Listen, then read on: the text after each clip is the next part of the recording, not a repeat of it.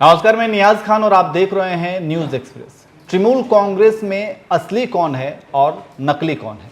ममता बनर्जी की पार्टी तृणमूल कांग्रेस में जिस तरीके से बगावत सामने देखी गई और इस बगावत में जो बागी नेताओं का जो गुट है और उसके जो नेतृत्व करता है यानी कि ऋतव्रत बनर्जी, लगभग 60 विधायकों के साथ उन्होंने बगावती रुख अख्तियार किया और खुद को विधानसभा में नेता प्रतिपक्ष के तौर पर पेश किया।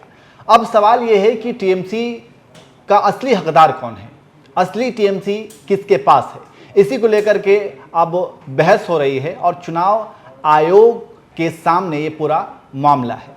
अब चुनाव आयोग ने ऋतव्रत बनर्जी के गुट को यानी कि बागी गुट को 15 दिनों की और मोहलत दे दी है, ये साबित करने के लिए, क्योंकि ये पूरा मामला चुनाव आयोग के सामने चल रहा है।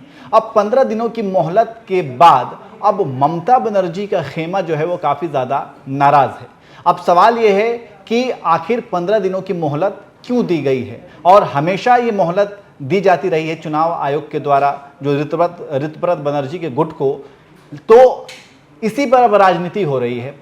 इस फैसले के खिलाफ अब ममता बनर्जी नाराज़ हैं और इसके पीछे ये कहा जा रहा है कि कोई खिचड़ी पक रही है। तो इसी पर हम बातचीत करेंगे। हमारे साथ बातचीत करने के लिए हमारे वरिष्ठ सहयोगी पत्रकार अमीन जी मौजूद हैं। अमीन जी, क्या लगता है आपको कि ये जो पेंच फंसा हुआ है और सबसे बड़ा सवाल जो है कि असली टीएमसी कौन है और नकली टीएमसी कौन है, तो क्या लगता है आपको, क्या ऋतव्रत बनर्जी या फिर ममता बनर्जी?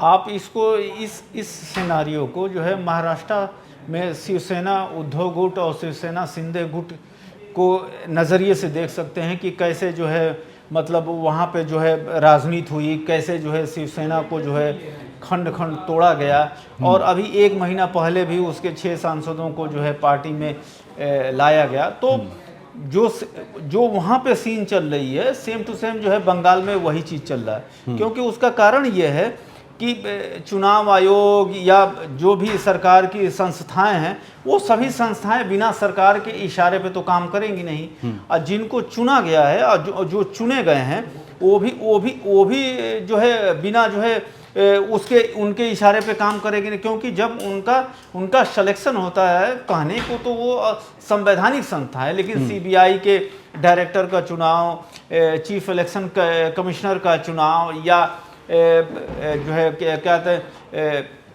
और भी जो बड़े संवैधानिक संस्थाएं हैं जिनका चुनाव होता है, तो उसके हिसाब से वो वैसे ही अफसर को लाया जाता है। इसको लेके विपक्ष के नेता जो है राहुल गांधी कई बार विरोध दर्ज करा चुके हैं कि ये अफसर ठीक नहीं, नोट लिख चुके हैं, फिर भी सरकार पे। तो वो मुझे लगता है कि जिस तरह से शिवसेना को जो है संवैधानिक तौर से जो है संस्थाओं से जो है अयोग्य घोषित करा दिया गया, अब जो है वही काम जो है क्या कहते हैं बंगाल में किया जा रहा है। और इसी को लेके जो है ममता बनर्जी जो है या उनकी पार्टी के लोग चुनाव आयोग पे और सरकार पे भड़के हुए हैं कि जब कई बार आप 15 दिन, 10 दिन, 20 दिन, 1 महीने का डेट देते आ रहे हो और फिर दे दिए हो, तो इसका मतलब ये है कि आपके दिल में कुछ चोर है और आप जो है वही करोगे जो महाराष्ट्र में आप किए हो। तो इसीलिए इस पे आरोप लगाया जा रहा है कि अगर वो असली हैं तो वो कागज अभी तक जमा कर दिए होते। जो चीज़ें नहीं हैं और आप सिर्फ इस बलबूते कि चुनाव आयोग में हमारी सरकार बैठी हुई है और हम उसी हिसाब से वो कर लेंगे, तो ऐसे नहीं चलता। उसके लिए सारे कागजात और सारी चीज़, आप ये भी जानते हैं कि जो बागी गुट है उसने जो है अभिषेक बनर्जी और ममता बनर्जी को भी हटा दिया है।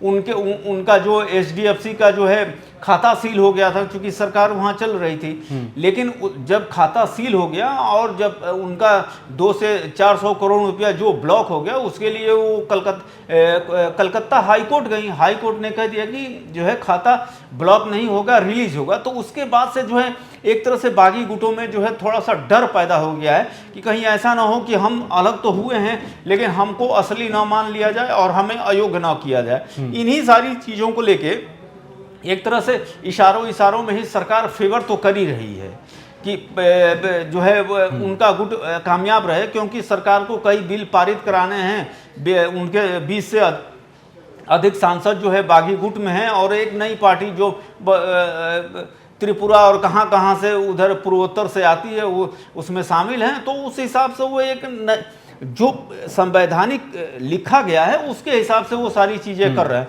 तो अगर 15 दिन का समय मिला है, अगर कुछ इशारा हुआ है तो वो शायद हो सकता है वो कुछ करें या ना करें, तो उसके बाद ही पता चलेगा, क्योंकि अब ये मामला सुप्रीम कोर्ट में ही जाएगा। बिल्कुल। तो और इस पर पूरे देश की नज़र भी है, और इसके बाद अब जो राजनीतिक विश्लेषक हैं वो ये कह रहे हैं कि अगर इस मामले को लंबा खींचा गया तो ये फिर आगे बहुत सारे विवादों को भी जन्म दे सकता है। और जिस तरीके से हमेशा चुनाव आयोग के ऊपर पक्षपात का एक आरोप लगता रहा है, जो विपक्षी पार्टियां हैं वो चुनाव आयोग के ऊपर पक्षपातपूर्ण रवैये का आरोप लगाती रही हैं, तो इस आरोप को भी कहीं ना कहीं मजबूती मिलेगी राजनीतिक विश्लेषकों के अनुसार, जो उनका ये मानना है। तो इसलिए जल्द से जल्द चुनाव आयोग को भी इस मामले में फैसला लेना पड़ेगा, और जो हमेशा से उनको वक्त देते रहे हैं, समय देते रहे हैं, जितना भी उन्होंने मांग की उसको दे दिया गया। इसलिए भी ये तमाम तरह के सवाल उठ रहे हैं कि क्या वाकई में चुनाव आयोग निष्पक्ष तरीके से इस मामले को देख रहा है, या फिर उसके अंदर भी कुछ पक्षपातपूर्ण रवैया है। तो अब जिस तरीके से 15 दिनों का और समय दिया गया है, और इस समय को जीवन दान भी कहा जा रहा है कि ऋतव्रत बनर्जी के गुट को, यानी कि बागी गुट को 15 दिनों का जीवन दान दिया गया है इलेक्शन कमीशन की तरफ से। तो अब इस जीवन दान पर सवाल भी उठ रहे हैं, और इस सवाल के बाद अब बहुत सारे विवाद भी जन्म ले सकते हैं। और राजनीतिक विश्लेषकों का मानना है कि जल्द से जल्द इस मामले में फैसला आ जाना चाहिए। वैसे आप इस फैसले को, यानी कि चुनाव आयोग के इस फैसले को कैसे देखते हैं? 15 दिनों का जो समय दिया गया है उस पर आप क्या कहेंगे? कमेंट करके ज़रूर बताएं।